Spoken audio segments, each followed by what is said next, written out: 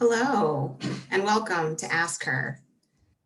I'm Martine Sadarangani Gordon, Vice President of Programs at Washington Area Women's Foundation. Ask Her is an interview series with women leaders, our partners, community members, and supporters who work tirelessly for women and girls. You can join the conversation online by following us on Twitter at the Women's FNDTN Foundation, and tweeting during our chat using the hashtag #AskHerSeries. If you're new to the Washington Area Women's Foundation, we are a community-supported foundation that invests in the power of women and girls of color in the Washington, D.C. region. We do our work through grant making and advocacy, and we are intentional about centering the voices and lived experiences of women and girls of color to influence policymakers and philanthropy. Today, we are so honored to host Dr. C. Nicole Mason, President and CEO of Institute for Women's Policy Research, also known as IWPR. Nicole is one of the US's foremost intersectional researchers and scholars, and is a leading voice on pay equity, economic policies, and research impacting women. She is the youngest person currently leading one of the major Inside the Beltway think tanks in DC, and one of the few women of color to do so. She succeeded noted economist and MacArthur Fellow Heidi Hartman, IWPR's founding CEO. And Nicole brings both a fresh perspective and a wealth of experience to IWPR. For the past 2 decades, she has spearheaded research on issues including economic security, poverty, and entitlement reforms, policy formation and political participation among women, communities of color, and youth, and racial equity. Welcome, Nicole, and thank you for joining us today. Thanks, Martine. Thanks for having me. Thanks to the Washington Area Women's Foundation for the invitation. Excited to be here. Of course. So let's get started, and let's start with the title of our session. You coined the term shecession, which I still can't say 10 times fast, but to describe this economic situation we're currently in, where women are disproportionately impacted by job and income losses. And IWPR's analysis from 2020 showed over 11 million women lost jobs. Another 2.65 million women have left the workforce. I think more recent data has shown that's even increasing. Many of us heard the stat in December that 100% of those who lost jobs in December were women. And some news outlets verified that based on the data, those jobs lost were in fact lost by Black women and Latinas, while white women in fact gained employment. Talk us through the unique factors brought about by the converging current crises that led us to this point. So it's really hard to believe. I was in a conversation earlier this morning that it's almost been a year that we have been in this pandemic, but also reeling from the enormous job losses by women. So at the top of 2020, we were celebrating the fact that women were more than 50% of the workforce. And within a couple of months, all those gains had been all but wiped out.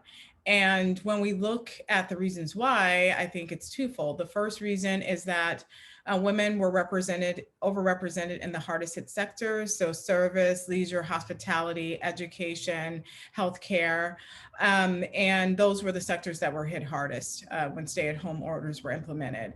The second biggest factor is childcare. When schools and daycares closed, many women were forced to leave the workforce. And so those two things continue to be the case because we don't have the pandemic under control and schools remain closed across the country. So as a result, we will continue to see women drop out of the workforce, continue to leave. So you're touching on a lot of things that are directly impacting women, but when we're talking about bringing it to a higher level for our audience, how does systemic racism and sexism play into these impacts? Because a lot of what you're talking about is stuff, the impact of it now, but those systems have been in place for a long time.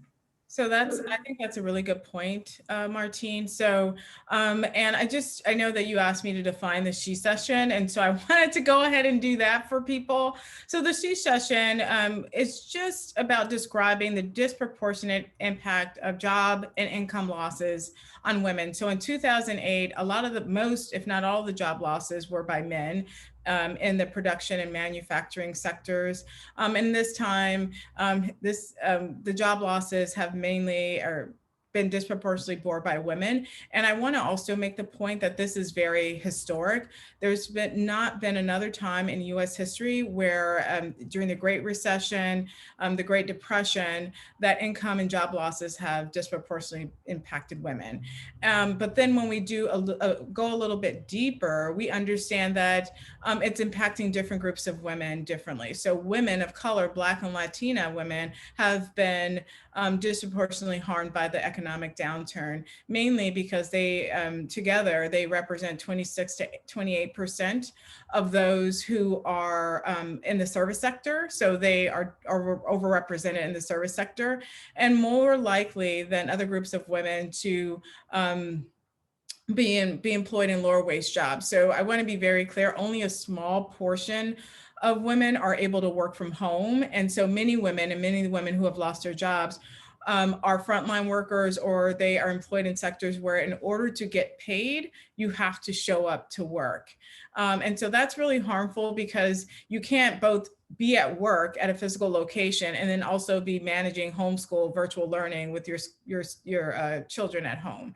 And so this has been the dilemma. But to your point, it has exacerbated many existing social, structural, institutional problems, and so those things are all coming into focus as well. Yeah, when you talk about, just the simple fact that, and you and I are doing it right now, right? We're working from home, we're having an interview virtually, and that's a product of a number of factors: access to education, access to technology, access to a number of things. So we see all of these systems playing into it. You wrote for IWPR in 2020 a report, Building the Future: Bold Policies for a Gender Equitable Recovery. And that report elevates the need for public investments in and a rebuilding of childcare infrastructure, social safety nets, raising labor and job quality standards, healthcare, paid sick, parental and family leave, a lot of the systems that you just mentioned. Some of these areas are things that have conceptually been received as they've received bipartisan support conceptually, maybe not in details, but conceptually. But for the most part, when you do get into those details, they have been split along party lines. And so I'm wondering if you have any advice for community members or advocates who might be looking to elevate the conversation around family support policies with policymakers, and maybe having a renewed dialogue. So what's been really great in this moment, so there's been a lot of horrible things and a lot of loss over the last year, but what I'm really energized and optimistic about is that this is really an opportunity for us to engage in new ways. Like a year ago, many of the things that we are doing right now, like extended unemployment insurance, paid sick leave, what are the other things we're doing?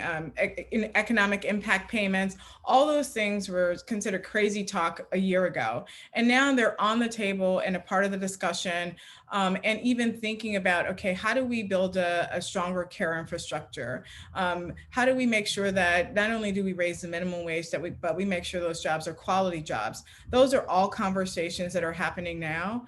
And the other thing, and this is to your point about like, how do we engage policymakers and continue this to grow this conversation.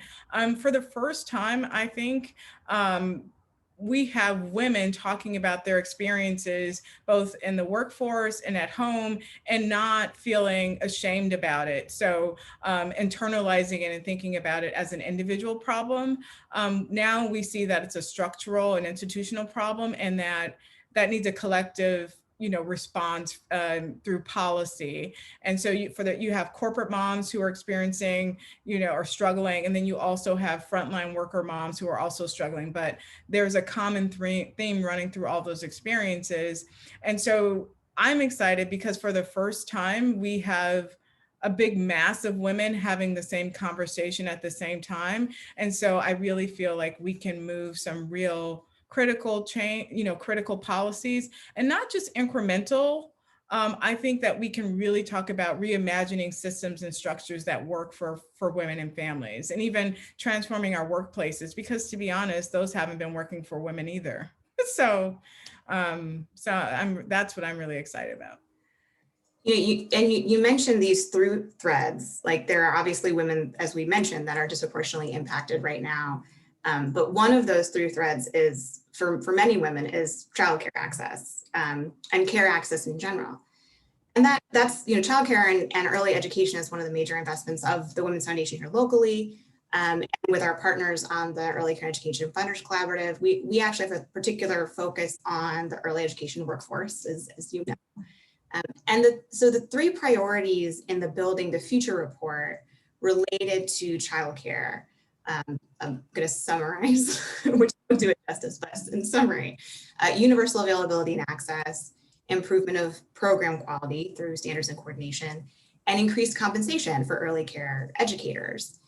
In my experience, the toughest policy point of those sort of broad summaries, but I think maybe the most important, is increasing compensation for early educators. So can you speak a little bit about this need in particular and the impact that increased compensation for early educators could have on the larger childcare system and our economy?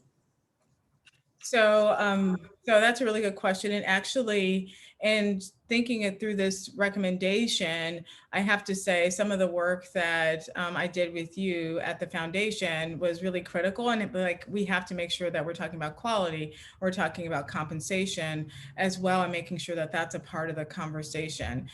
So the truth of the matter is that childcare workers have been undercompensated and underpaid and undervalued for a very long time, in the same way that women's work in general has been undervalued and they haven't been compensated. And so now we're at a place where we're talking about, okay, how do we build a system that works? And one of the things that would make the system better is compensating workers in a way to make sure that we have a really we invest in that workforce. And that the childcare sector is down 17% in terms of jobs, because there was extreme job losses there as well. And it's still 17% below pre-pandemic levels. So I think that in terms of figuring out a structure that works both for families and for care workers, we also need to be making sure that if we're going to ensure quality, we also have to ensure that people are compensated fairly, but also have other benefits like paid sick leave, and flexibility, all the things we say and we know that makes a good job.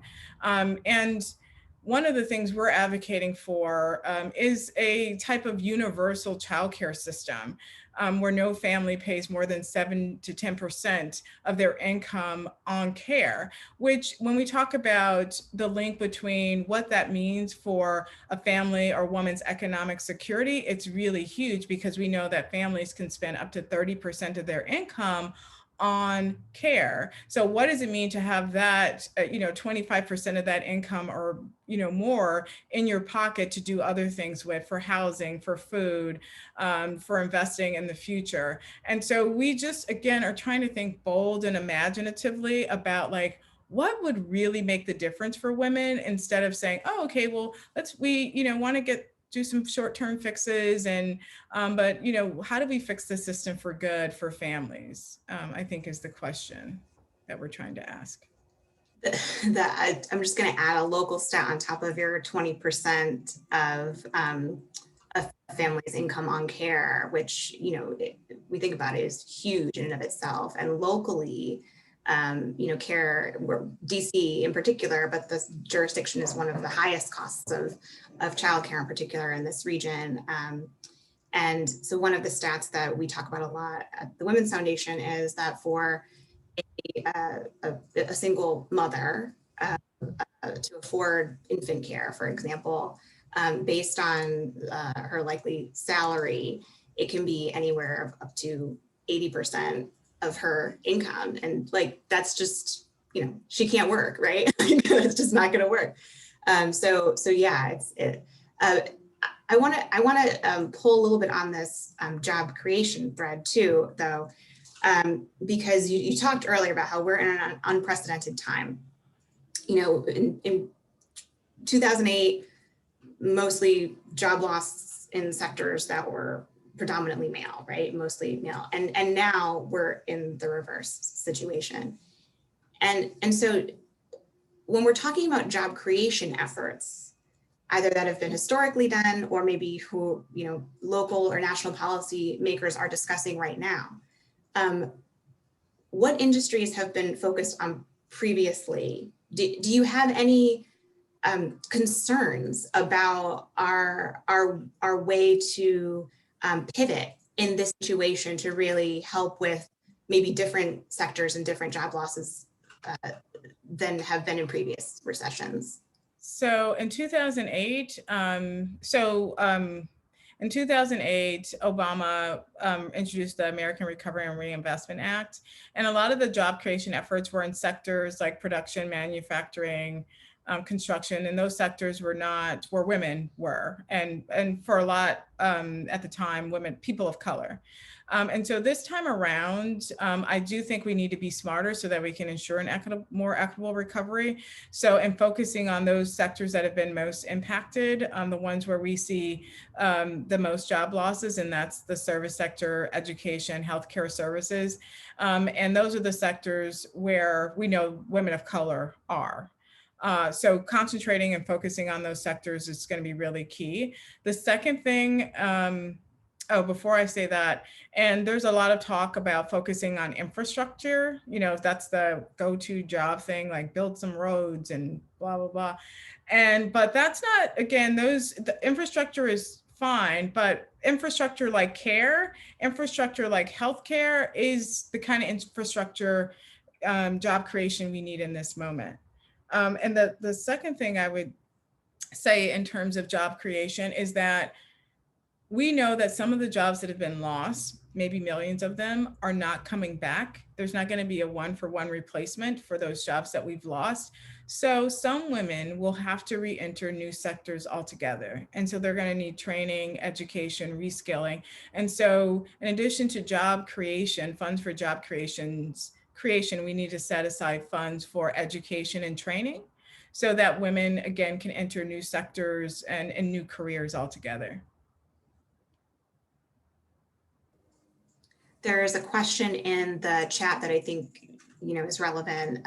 So along the job creation line. So there's a question about if we've seen any data around more women starting businesses because of losing their former employ. I don't know if you have any data around business startup. I know that access to capital to start a business may also have some barriers for women of color historically as well. So I don't know if you have any data around that, or you can speak to some of those systems challenges.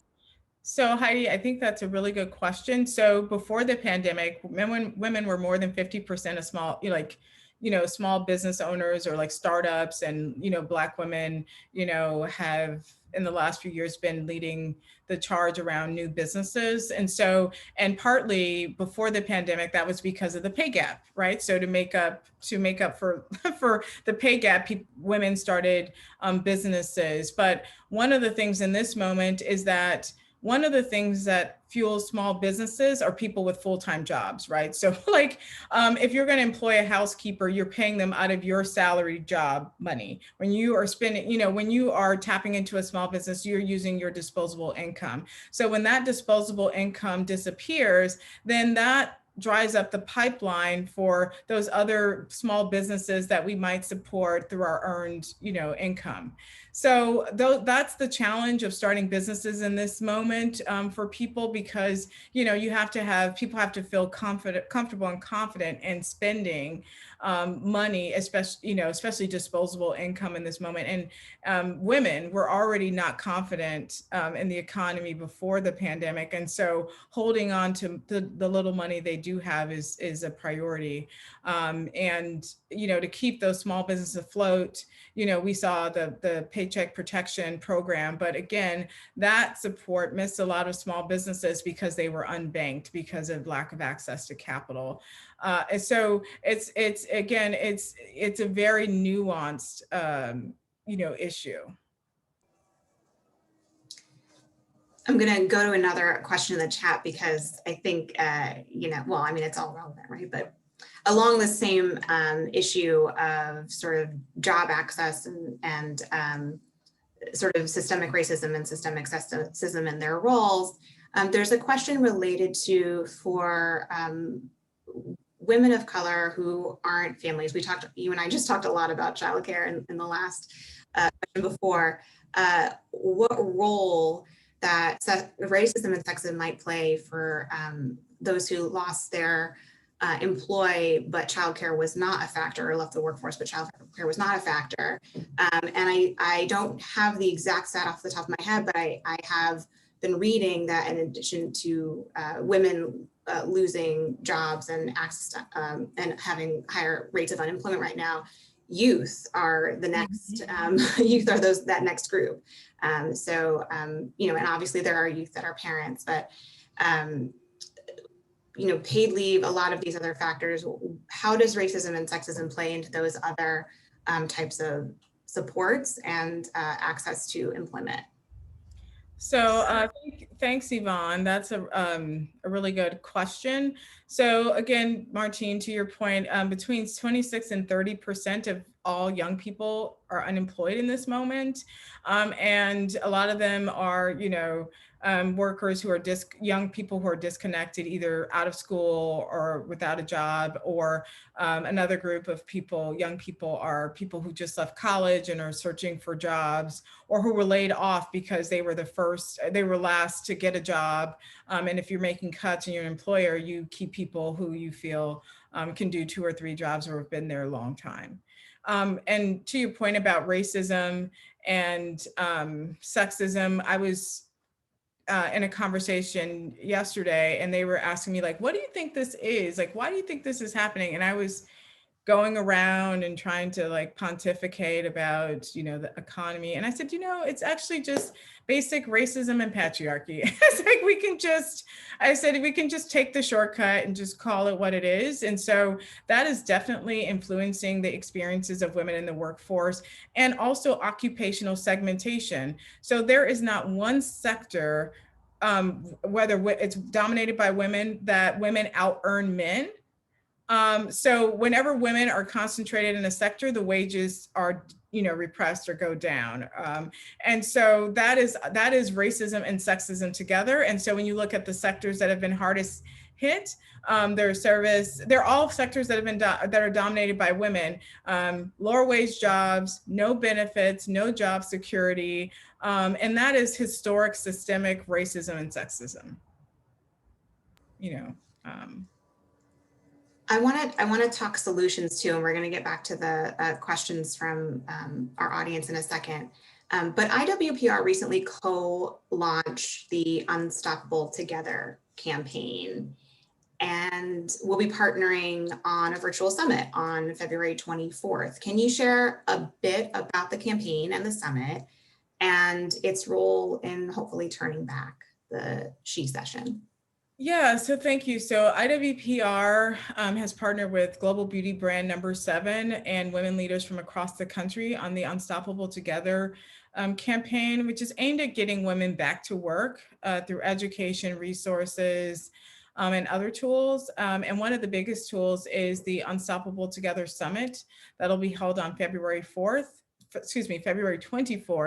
That will feature workshops, coaching sessions and panels with people like Ariana Huffington, Maria Shriver, Tamron Hall, Kate Walsh.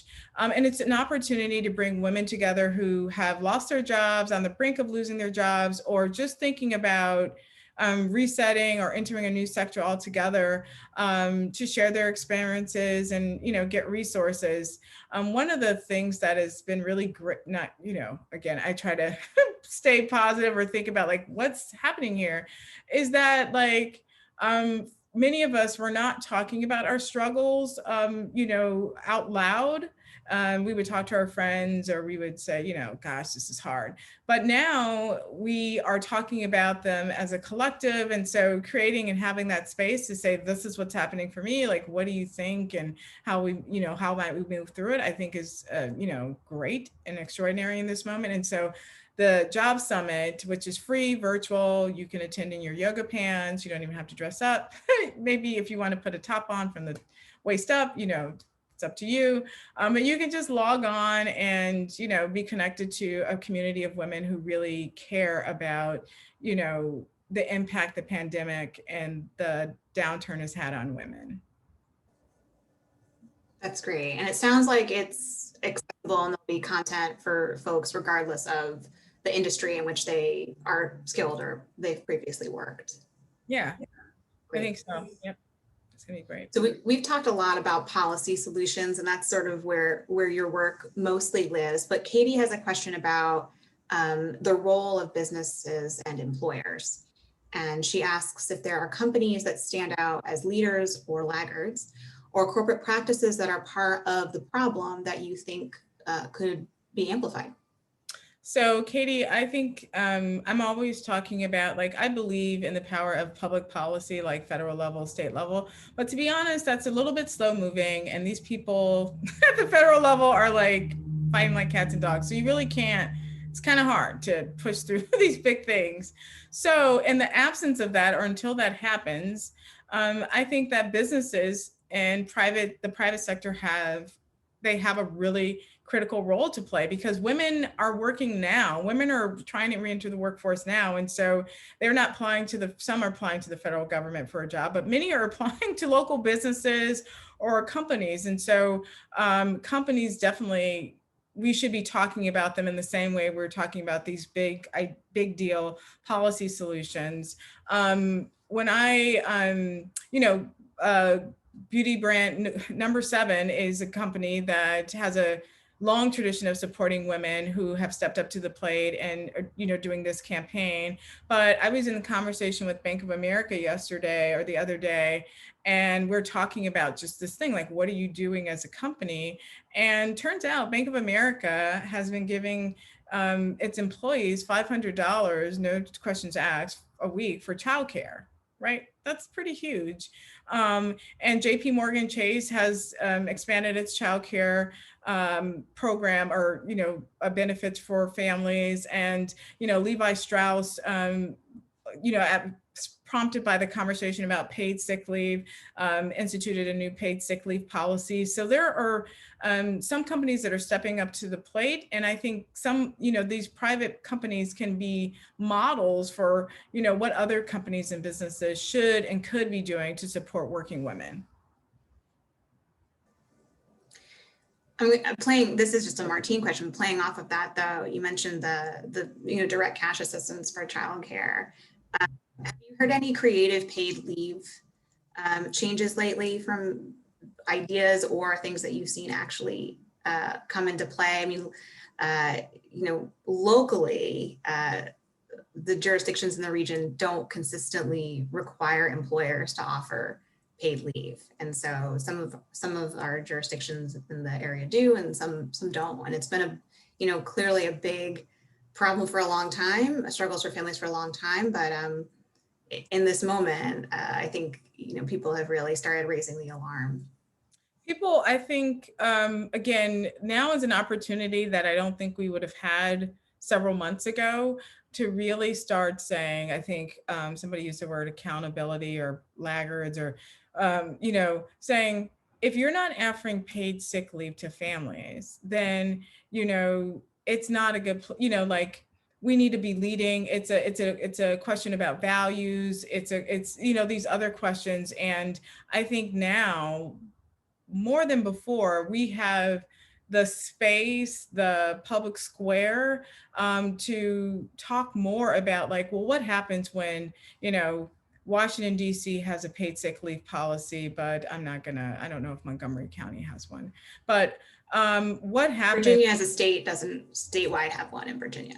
Yes. So like what happens when Virginia doesn't, and what, campaigns do we need to run to, make that happen? So I don't think we've had that kind of scrutiny around these policies in this way, because now we know that when we don't have paid sick leave, when workers don't have paid sick leave, it has a direct impact on the economy. It has a direct impact on families. We knew that before, but because of the pandemic, it's front and center. So I'm just hoping that, again, Virginia just moves two policies that they've been working on for a long time, and passed. And so I'm hoping that this is an opportunity to move some of those other legislation that we thought would never move, no matter how many times we introduced them. Now is the time. Thanks, Nicole. Katie. So people have been putting questions in the chat box, but there's also a Q&A box, and I actually can't see that. So I'm going to ask my colleague Mercy to come in and help us with the full Q&A portion for folks who have been putting their questions in the Q&A box. So Nicole can answer those as well. You're right, I can see them. So our first question is from Ruth. She asked, what's the potential impact on women of color of the more targeted income test debate, re direct payments to individuals and families? So I really love the debate we're having on direct payments, which, if you can remember, when Andrew Yang was on the presidential stage talking about impact payments, like, oh, okay, here's this guy with this crazy economic impact payments, like, let him talk, but then we'll move on. And now it's a real big part of the conversation. We're taking it seriously. We're wondering about, okay, is it means tested? Who gets it? How much? And to answer your question, direct impact payments, so I want to put direct impact payments in conversation with, we don't have a social safety net in the country. We no longer have a social safety net in the country. And so when families, both middle class and working class people lose their jobs or lose their income, we really don't have anything to help them out, especially. And so having the conversation about direct payments as a way of making sure that people's basic needs are met, I think is an important one. And when you think about who would most benefit from direct payments or economic impact payments, obviously it's, in this moment, it's women of color. People have been disproportionately impacted by the pandemic. But I'm actually one of, I don't know if I'm one of few people, but I do think we need to think more broadly about a social, economic payment plans or economic impact payments or a social safety net that is broader and more encompassing, and people are able to tap into when they have direct need. Middle class, when there's a severe loss of income, we should have a social safety net, whether it's direct payments or another mechanism to make sure that families are not without, like in other countries. So yeah. But I think the last thing I'll say, I think the trap is on one side of the debate, it's like, oh, these women of color are undeserving of some payments and support, again, tied to a lot of tired rhetoric about women of color, very racist rhetoric. And on the other hand, what I've heard about direct impact payments, or even, calls for universal childcare or anything, is, oh, you don't want millionaires tapping into this. We don't want anybody to have access to this. How do you avoid millionaires getting access to this? And my answer is, I don't really care who accesses it. Like, as long as it's there and when people have need, they can tap into it. I think, we need to lead with that. I'm not an expert in this at all, but when I think of that question, I think of the public school investments, because people with a lot of money typically send their kids to private school, even though their taxpayer dollars are contributing to public school. So I think there are, some interesting sort of historical research examples for how to sort of answer that question. Would people access it? at every sort of income and need level. Well, and I think to your point, like it's people always have a choice, right? The great thing about it, but obviously the public school system is fraught with inequalities. But one of the great things about the public school system is that you can access it, whether you are rich or whether you are working class. Like you can access some sort of free public education, in the country. Now, there's something to be said around quality and access and what kind of education.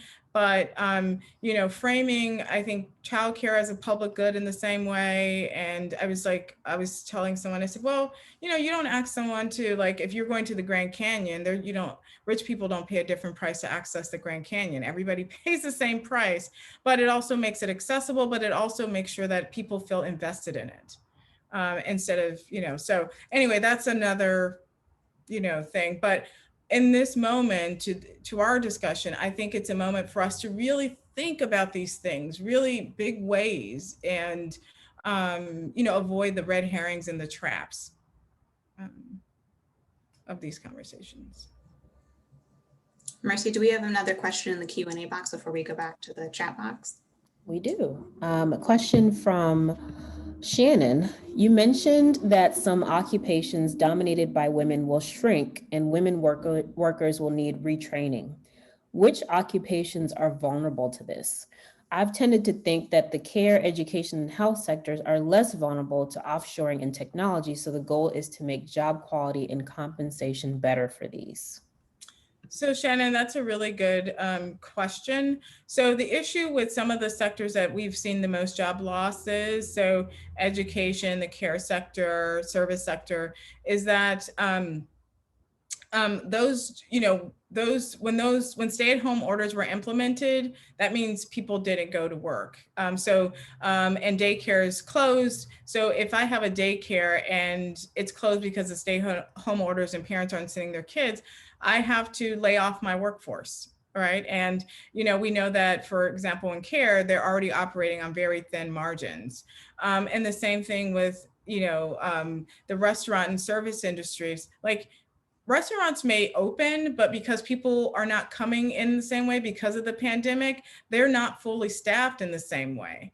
And so you might, on a busy restaurant night, you might have had, 10 or 15 workers. After, the pandemic or in the last several months, you've been half staffed. So it's like 5 workers. So you just, rightfully so, small businesses are being very mindful about how they run their business and really staying tight in terms of how many people, they have employed. So, so even though a lot of these jobs are jobs that are, thankfully not vulnerable to outsourcing or even automation, it still will take us a long time, if businesses are able to survive, to be at 100% employment.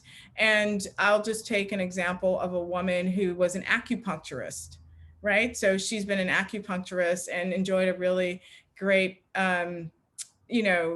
business, her own business for, pre-pandemic. But, right now, people, because of the pandemic, are less likely to come in for services. And so she's been thinking, hey, I've been doing this for 10 years. I may need to do something else. And so that's going to require, again, skills and training.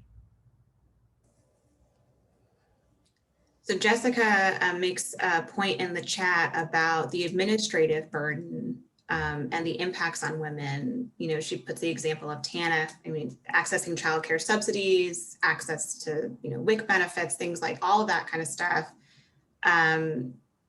She points out low-income women, it's much higher burden if you just stop trying to add administrative burdens. Can you talk a little bit about either from the report or just more broadly from IWPR's work, some of the policies and supports we already maybe have in place, but how maybe administrative burdens could be remedied or systems could maybe be aligned to create more opportunity? So I've been thinking a lot about this, Martine. So I just want to, say to Jessica that I do think I'm a proponent of for programs that are currently means tested, broadening them. And so they're not as, there's not this administrative burden. I'm in favor of eliminating asset limits for families. That's been a real huge issue when we talk about TANF and social, the social safety net. And I think that we can I want to be very clear that we haven't had any innovation in family policies in the family policy space for a long time. So the last big policy thing in childcare, for example, was in 1990 with the childcare block grant, right? And I'm talking about huge. The last round welfare was in 1996, and then around anti-poverty wasn't before, was the New Deal. So I think it's really about time that we start, and we haven't solved any of the problems. Women and families are still poor, children are, the education system is still broken. Having, disparate and unequal outcomes. So in this moment, we probably need to start thinking is there another way to do this to get where we want to go? And that might be, doing away with some of the things that we believe, don't work. And not even tinkering around the edges, but saying, we need to create a new system altogether and put our heads together and think about what does that new system look like? That's, I'm hoping that we can do that in this moment, because that's actually what we need. Thanks, Nicole. There's a shout out in the chat. Thank you, Heidi, for the DC Women's Business Center, which helps small businesses, and she has the website there if anybody else wants to add. I know there's a Montgomery County Business Center, I think, and some other local orgs. If anyone wants to shout anybody out, please feel free to add it to the chat. You don't just have to post comments to Nicole. Mercy, I want to check though before we move on in the conversation. Are there any other questions in the Q&A? Yeah, so we have one from social media. What has been, and this will be for both of you, what has been your biggest challenge during the pandemic, whether personally, for your team, or the work that you do? Do you want to? Okay, oh, I can take it. Well, personally, I'm a single mom to 11-year-old twins, so who just started middle school. So this year, and so the challenge of working at 40 to 50 hours a week on these issues that I care really I care a lot about, and then trying to transition kids to middle school with 6 different platforms and homework and teachers.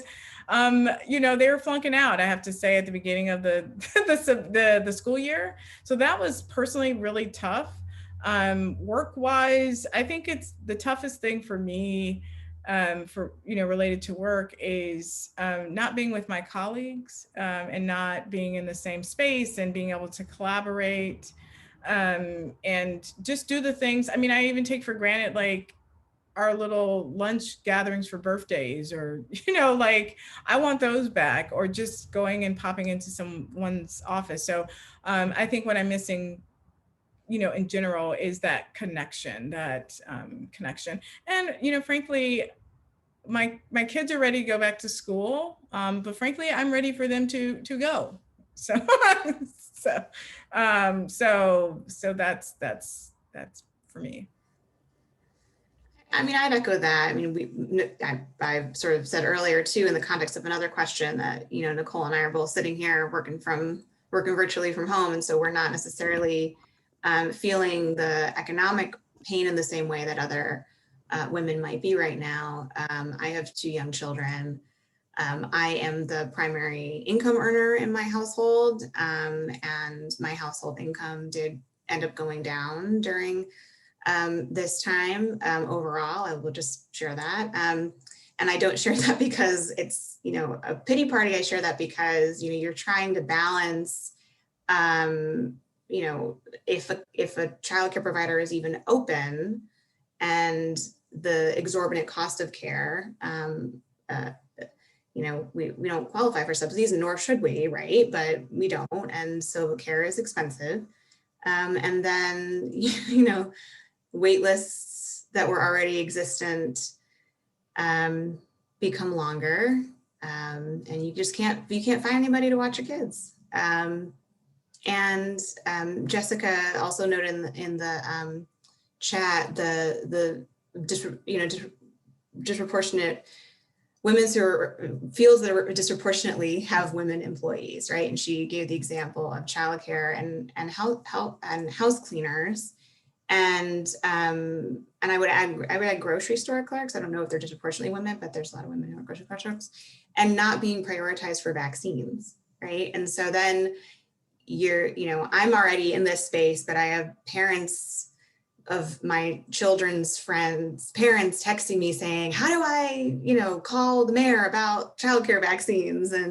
And so good, I'm glad that they want to get engaged. But when I think about sort of, folks, the women, mostly women of color, immigrant women in childcare locally, in grocery stores, who we told as a country, we need you to still go to work, even though a lot of us are going to stay home and, self-quarantine and try to keep ourselves safe. We still need you to be out there.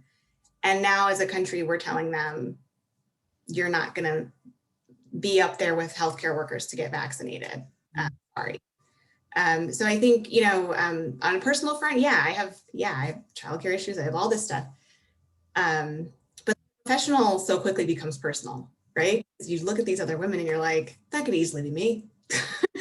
That's my cousin, that's my aunt, that's my whatever. So I think that's been really hard too.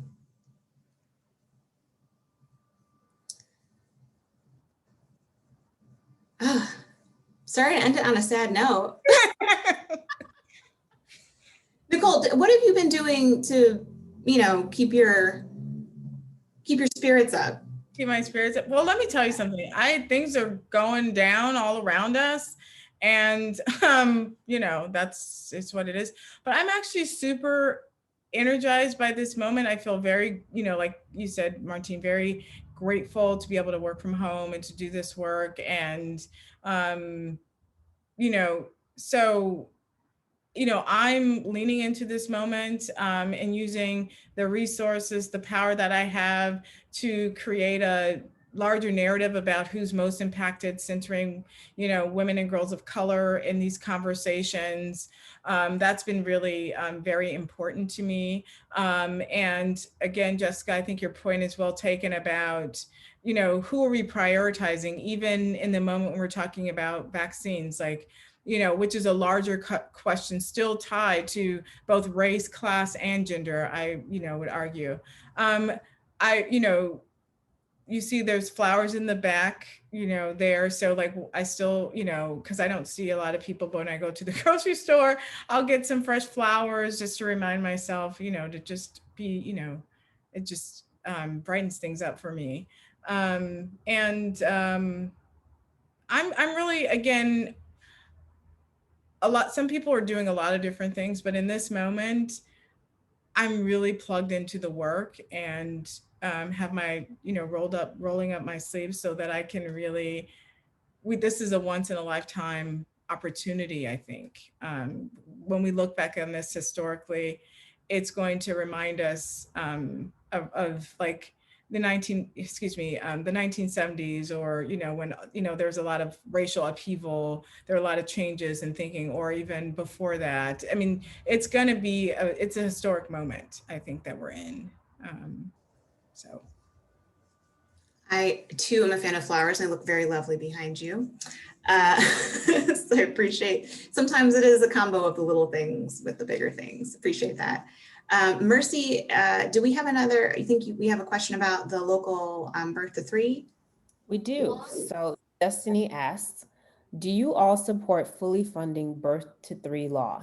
This continuation of the investment into pre-K 3 and 4. The birth to 3 law is a comprehensive system in DC that will help children and their mothers from all area codes receive equity at birth through health and education services. Yes, Destiny. Like, when you put it that way, I mean, like, I do. And even when in the Building the Future report, the childcare system that I'm talking about starts from birth to, 16 or whatever, because I think it's really important that we start all of these services and programs from birth, and then are able to account for in the system, account for issues of equity, that it's baked in, that we are beginning in that space. So I say yes. I mean, Yeah, well, as Destiny, thank you for asking the question. Actually, Washington Women's Foundation is on the Under 3 DC coalition. We were not on it because we could not be for a number of funder related reasons when it was being promoted by the coalition, the act was being promoted by the coalition, but we are on it now. And so yes, the Women's Foundation fully supports full implementation of the B3 Act in DC. So thank you, Destiny, for prompting that question. And great, we have another question here from Judy. One challenge we're seeing is that there is, understandable, distrust of the vaccine from BIPOC, and this means folks turning down the opportunity to be vaccinated and not wanting to send their children back to in-person learning. What are some solutions for the continued inequity for BIPOC women due to the emphasis on the vaccine to get back to quote unquote normal? Judy, I just want to have some clarity around the question. Are you talking about people? Now there's a conversation about there's schools need to reopen, and there's some, I don't know what's going on, some blame being placed on people of color for not buying into the vaccine as a reason why schools can't open, or stopping the open. I mean, is that it, or is that the inequity due to the emphasis to get back to normal? We're not wanting to be vaccinated? I just want to make sure I'm answering the right question. Yeah, I don't know if Judy's gonna be able to put a question or clarify in the chat. So Mercy, interrupt us if she is able to do that. But Nicole, can I flip it a little bit to if you can talk about, I mean, locally anyway, there's been some anecdotal data. There may be beyond anecdotal data.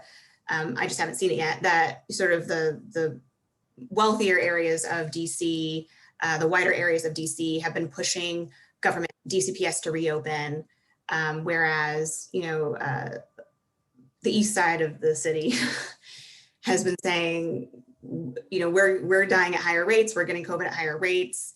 We don't think it's safe to go back, and sort of.